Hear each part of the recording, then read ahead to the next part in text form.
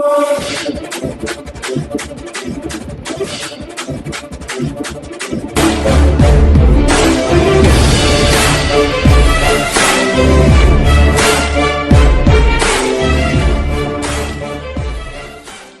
प्यारे हिंदुस्तान न्यूज 24/7 में आपका हार्दिक स्वागत है। खबर रोहतक से। रोहतक में 4 मेडिकल कॉलेजों के छात्रों का प्रदर्शन। सरकार को दिया 72 घंटे का अल्टीमेटम। मांगे नहीं मानी तो पंचकुला में शुरू कर देंगे धरना। विद्यार्थियों को RDA, FORD, IMA, JD, FAIMA, UDF और आईएमए का मिला समर्थन। कोरोना काल में डॉक्टरों पर बरसाए फूलों को गुस्साए चिकित्सकों ने। बॉन्ड पॉलिसी के विरोध में सरकार को लौटाए वापस। कहा चिकित्सकों के सम्मान का ढोंग कर रही है भाजपा सरकार। एमबीबीएस विद्यार्थियों का सरकार पर आरोप। भावी चिकित्सकों पर 40 लाख का आर्थिक बोझ डालकर उसे मानसिक रूप से परेशान कर रही है सरकार।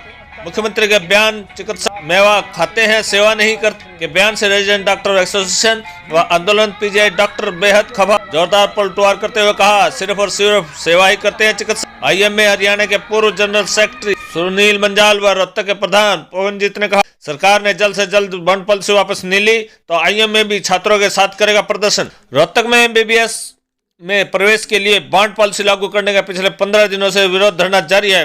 पहली बार RDA resident doctor of association के साथ मंच पर आए।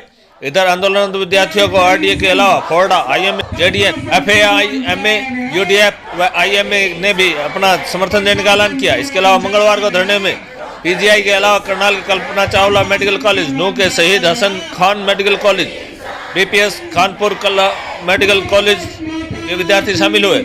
वही रेजिडेंट डॉक्टर एसोसिएशन व आंदोलन पीजीआई डॉक्टरों ने मुख्यमंत्री के बयान चिकित्सक सेवा नहीं करते मेवा खाते हैं पर जोरदार पलटवार करते हुए कहा चिकित्सक सेवा ही करते हैं।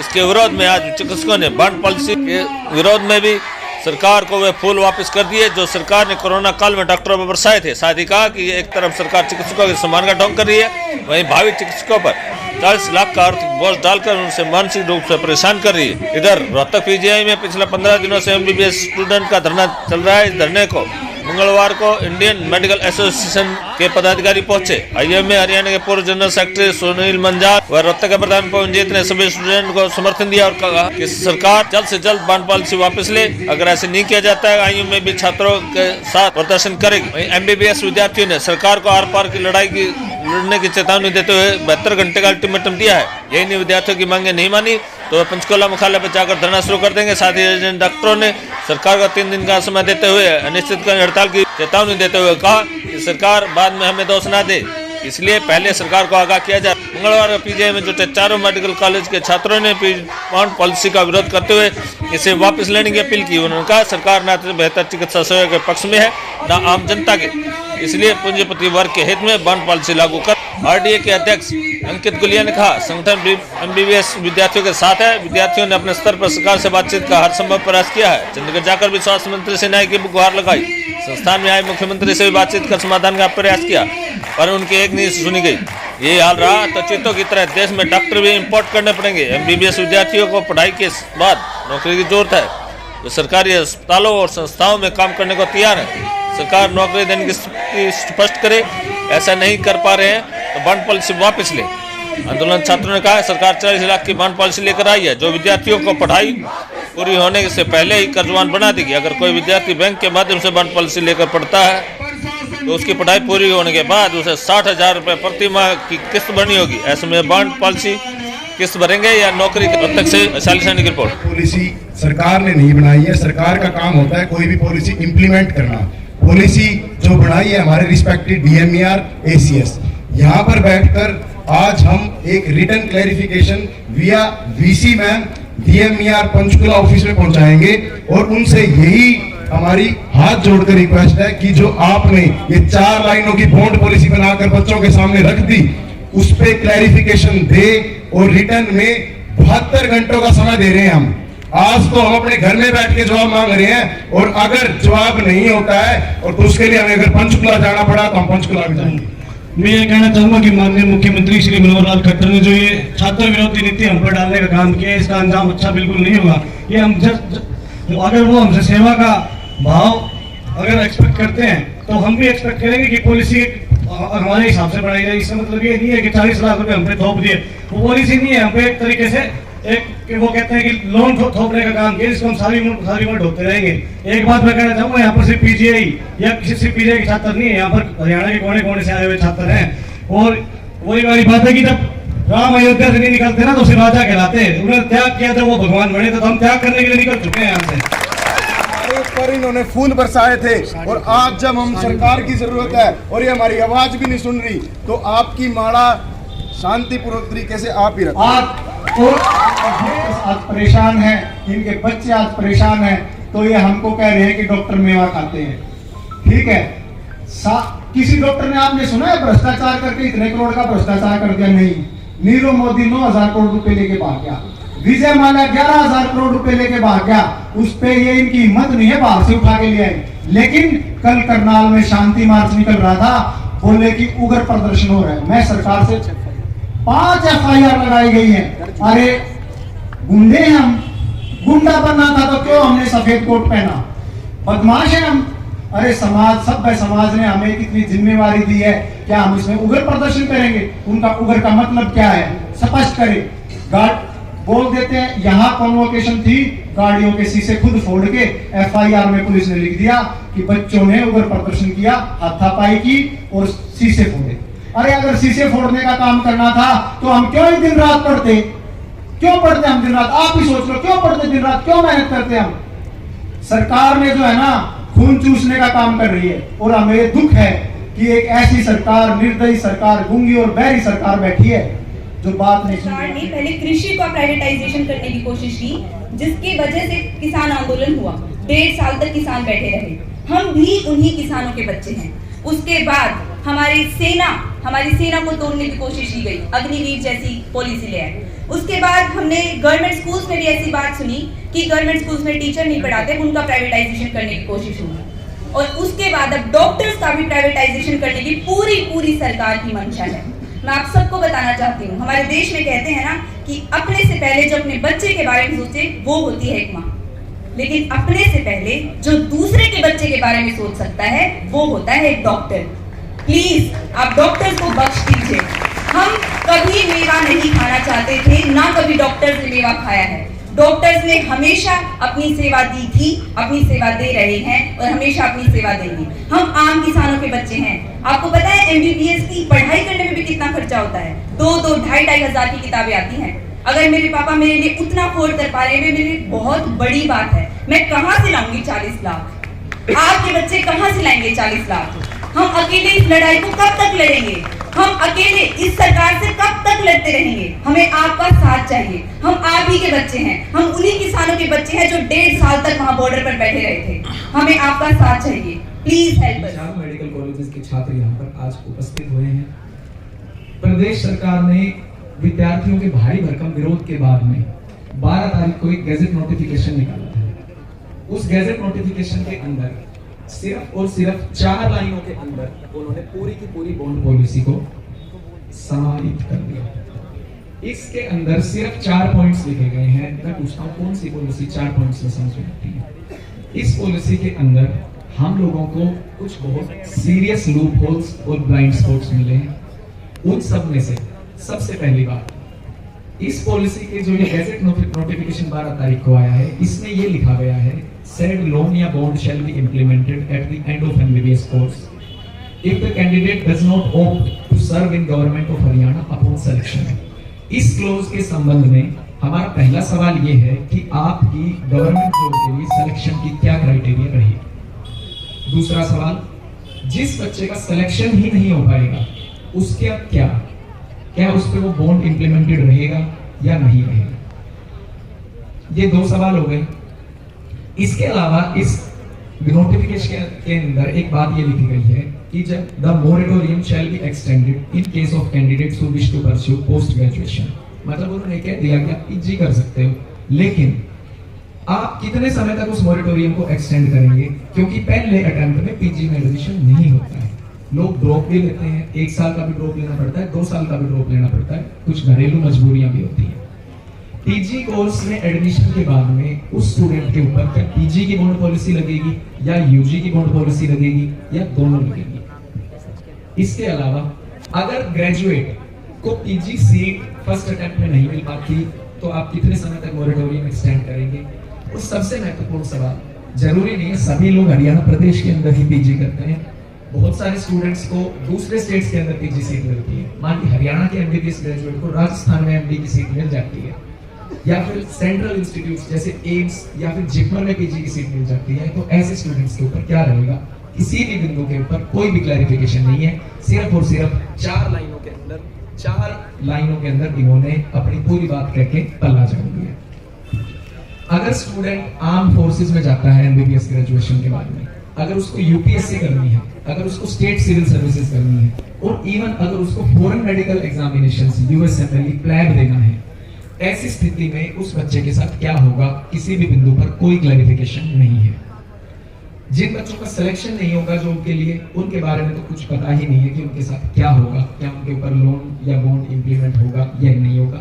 ये गैर जिम्मेदाराना ढंग से department of medical education and research, additional chief secretary medical education and research, माननीय स्वास्थ्य मंत्री जी की जिम्मेदारी बनती है। प्रदेश के अंदर 14 दिन से एजिटेशन चल रहा है और आप 4 लाइनों की बोर्ड पॉलिसी निकाल के और मीडिया स्टेटमेंट दे देते हो। विद्यार्थी को जॉब देंगे, वो कैसी जॉब देंगे? कल को पता चला आपने कॉन्ट्रेक्चुअल एम्प्लॉयमेंट किसी मिशन के अंदर, प्रोजेक्ट के अंदर 50,000 रुपए की जॉब दे दिया, उसको नाम भी जॉब कर दे दिया। आप स्पष्ट कीजिए उसको किस तरह की जॉब दी जाएगी, जॉब का नेचर क्या होगा, बेनिफिट्स अलाउंसेस क्या होंगे उस जॉब के। इसके बाद सबसे महत्वपूर्ण सवाल, डिग्री खत्म होने के बाद में कितने समय अंतराल के अंदर आप विद्यार्थी को जॉब दे देंगे? आपके लिए वो स्टूडेंट 5 साल थोड़ी बैठा रहेगा, 2 साल थोड़ी बैठा रहेगा, या तो वो प्राइवेट करेगा या फिर वो अपनी पीजी उठाएगा। आपको जिस तरह की हमारी मांग की है, आप ये बात क्लियर कीजिए हमें कि कितने समय के बाद उसको विद्यार्थी को जॉब आप देंगे। अगर कुछ ऐसे एक्सेप्शनल सर्कमस्टांसेस हो जाते हैं beyond the control of candidate, जिसमें कि वो कैंडिडेट गवर्नमेंट के साथ जॉब नहीं कर सकता, दी गई जॉब के लिए भी उसको डिनाई करना पड़ता है, तो ऐसी स्थिति में मान लीजिए कैंडिडेट के साथ कल को कोई इस तरह की इलनेस हो जाती है, कैंडिडेट के साथ कोई अप्रिय घटना हो जाती है, तो ऐसी स्थिति में क्या रहेगा? आपने इस गैजेट नोटिफिकेशन में ये तक भी नहीं लिखा कि कैंडिडेट को जॉब कितने साल तक करनी पड़ेगी। इस वजह से जो पहले पॉलिसी आई थी उसमें 7 साल का पीरियड, अभी तक हम वही अंडरस्टूड करके चल रहे हैं। और सबसे महत्वपूर्ण सवाल, ये जो गैजेट नोटिफिकेशन आप लोगों ने निकाला है, ये बेसिकली आपने 22 बैच की एडमिशन प्रक्रिया के अंदर बदलाव किया है। अभी तक जो नवंबर 2020 के अंदर पॉलिसी आई थी, उस पॉलिसी में आपने कोई चेंज नहीं किया है। तो क्या ये जो बदलाव इस गैजेट नोटिफिकेशन में है, ये सब बदलाव 2020 और 21 बैच के ऊपर एप्लीकेबल होंगे भी या नहीं होंगे? इस चीज की हमें रिटर्न एश्योरेंस चाहिए। इस वजह से आज हम director medical education and research को ये लिखित पत्र seeking clarification regarding your gadget notification, ये पत्र आज हम हरियाणा के सभी मेडिकल स्टूडेंट्स की तरफ से भेज रहे हैं और उनको हम 3 दिन का अल्टीमेटम दे रहे हैं कि इन सब बिंदुओं पे रिटर्न क्लैरिफिकेशन स्टूडेंट्स को दी जाए। 4 लाइनों में बॉन्ड पॉलिसी लिख के पल्ला झाड़ने से काम नहीं चलेगा। जो हरियाणा सरकार ने अपनी बॉन्ड पॉलिसी निकाली है, जो कि एक छात्रों को दबाने का जो काम कर रही है, उसके लिए हम यहाँ सारे एकजुट हुए हैं। हमारी जो ये छात्र एकता है, उनको एक करने वाली हरियाणा सरकार है, मैं उसको भी धन्यवाद देना चाहूँगा कि उन्होंने हमें आज एक मंच पे आने के लिए इकट्ठा कर दिया, एक दूसरे के लिए दुख सुख साझा करने के लिए इकट्ठा कर दिया। तो हमारा मेन जो है वो बॉन्ड पॉलिसी के, मैं डायरेक्ट आपसे अब बात करूँगा कि इसलिए हम इकट्ठा होनी है। हरियाणा सरकार ने बॉन्ड पॉलिसी निकाली कि हम भाई छात्रों को जो है 10 लाख रुपए लेंगे, तब आपका मेडिकल कॉलेज में आपका दाखिला देंगे। तो मैं सारी जनता से सवाल करना चाहूँगा, हमें भी पता है कि हमारे देश है उसमें गरीबी रेखा से हम कितने नीचे हैं, जो कि मंत्रियों को नहीं पता, क्योंकि उनके पास पैसे हैं, धन लूटते हैं, उनको लगता है कि जनता के पास भी पैसे हैं, जनता का धन ऐंठना होता है उन्होंने। तो उन्होंने यहाँ कर दिया, यहाँ हमारे पास बच्चे आए तो बोले जी डॉक्टर साहब 10 लाख रुपए मांग रहे हैं, कह रहे हैं 10 लाख रुपए की मोटी फीस जमा करवा दो और अपना एडमिशन ले लो, जो कि सरासर गलत था। क्यों? अगर 10 लाख रुपए अगर एडमिशन लेना था तो बच्चे ने तैयारी क्यों की? फिर अगर उन्होंने बोला कि अगर कोई जो असक्षम है 10 लाख रुपए देने में, उन्होंने बैंक का इन्वॉल्वमेंट कर दिया। सरकार देखो कितनी तेज है, उन्होंने बैंक का इन्वॉल्वमेंट कर दिया। बैंक बोला बच्चों को कि हम जो ये लोन अमाउंट है, जो पैसे हैं 10 लाख, इसको हम बैंक से आपको दिलाएंगे, आप इस कागज़ पे साइन करो और फिर आपका जब कोर्स शुरू हो जाएगा तो बैंक को आपको ब्याज भी देना है, और उसके बाद जब आप नौकरी पे लग जाओगे तो ब्याज के साथ जो मूल है वो आप पे करते रहना। किसी को सरकार ने 40 लाख रुपए का लोन दिया, 6 साल बाद अगर वो कमाना शुरू करेगा तो उसकी EMI ब्याज के साथ 60 से 70 हज़ार रुपये बनेगी एक महीने की। हरियाणा सरकार तनख्वाह दे रही है 90,000। तो फिर वो 6 साल पढ़ाई करके और सरकार के कर्ज तले दब के रह जाएगा। मुझे नहीं लगता कि वो अपना आगे कैरियर बना पाएगा।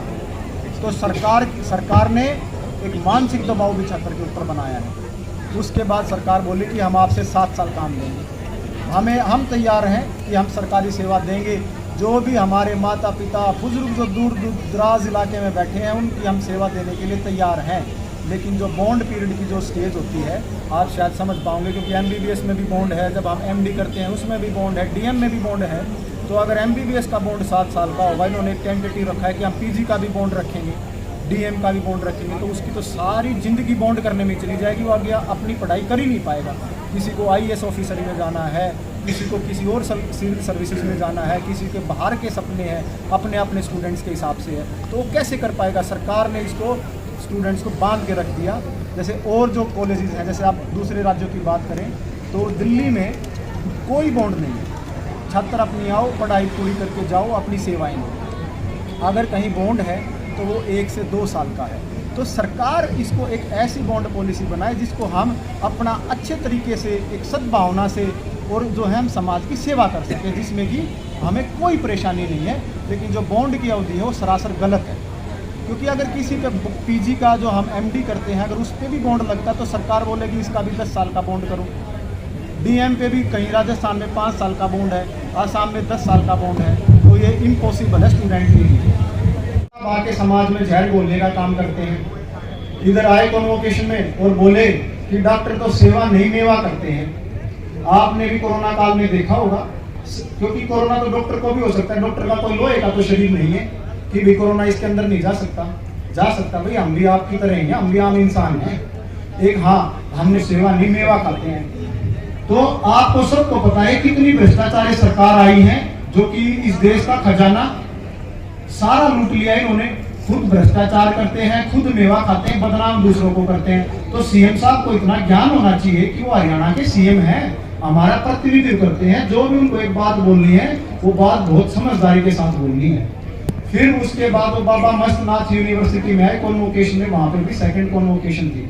उन्होंने सोसाइटी में वहाँ फिर जहर बोल दिया। आयुर्वेदा डॉक्टर्स को बोला उन्होंने कि जो एलोपैथिक डॉक्टर्स है ना, वो आयुर्वेदा डॉक्टर्स को है ना एक बहुत ही घृणात्मक नज़र से देखते हैं। क्या ये बात बोलने की है?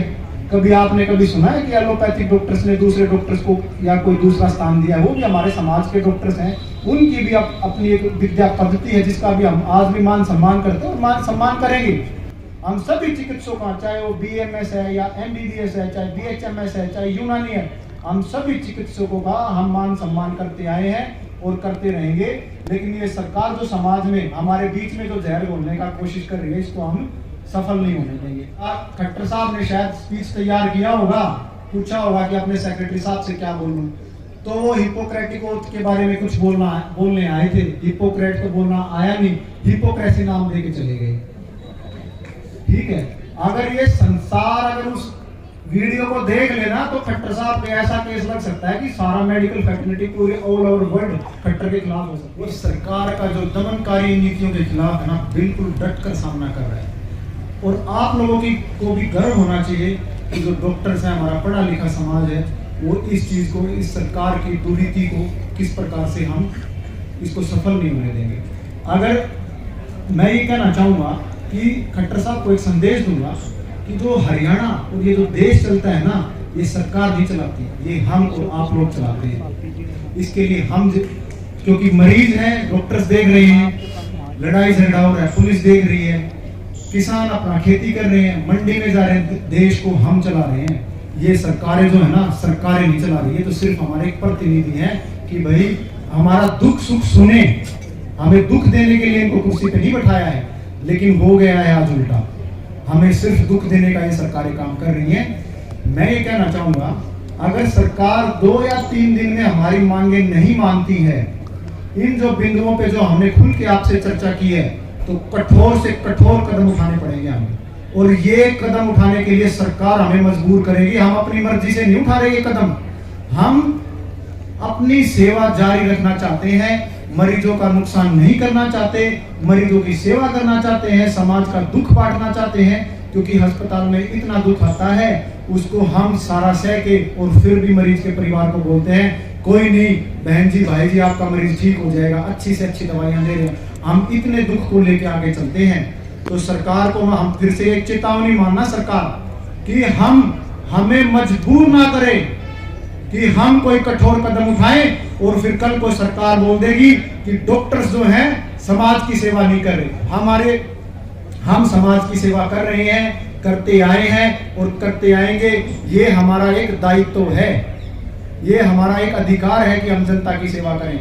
लेकिन कोई कठोर कदम उठता है तो खट्टर सरकार उसके लिए रिस्पॉन्सिबल होगी। और ये एक आम जनता को भी समझना होगा कि कल को वो ओपीडी में आए और डॉक्टर्स यहाँ स्ट्राइक पे बैठे मिले, फिर ये सोचे कि भाई डॉक्टर्स काम नहीं कर रहे। नहीं, हम काम कर रहे हैं और काम करना चाहते हैं, लेकिन सरकार हमारी मांगे नहीं सुनेगी। तो हो सकता है कि हम कठोर से कठोर कदम उठाएं और सरकार का घेराव भी कर सकते हैं हम। तो 2 से 3 दिन का सरकार को अल्टीमेटम है। इन बिंदुओं पे हमें स्पष्ट कर दे या हमसे खुल के आके बात करें। उनके बच्चे ही हैं हम दुश्मन नहीं है सरकार के, हम सरकार के बच्चे ही हैं। हमें आके स्पष्ट कर दे, हम बातचीत के लिए तैयार हैं। सरकार हमारी है, हम सरकार के हैं, तो सरकार हमसे दूरी ना बनाए। सरकार यहाँ अपने नुमाइंदे भेज के या खुद आके हमसे बातचीत करें और हमारे बीच में जो भी ये डिस्प्यूट आया है इसको जल्द से जल्द सोल्व करें। नहीं तो 2 से 3 दिन का अल्टीमेटम है, सरकार को कठोर से कठोर कदम उठाए जाएंगे। फिर ये मत बोलना कि डॉक्टर समाज के खिलाफ हैं। डॉक्टर्स आपके साथ हैं, आपके लिए रहे हैं। और जो हमारा एक विरोध और है, जो खट्टर सरकार ने कोरोना काल में जो हमारे पे ऊपर पुष्प अर्जित किए थे ना, हेलीकॉप्टर से बरसात कर रही थी सरकार उस समय, वो आज मारा दो भाई, आज खट्टर सरकार को वापस करो, ठीक है ना, लेके आओ वो फूल। आज हम उस सरकार को एक विरोध के रूप में वापस कर रहे हैं। ये जो सरकार ने हमें पुष्प अर्जित किए थे,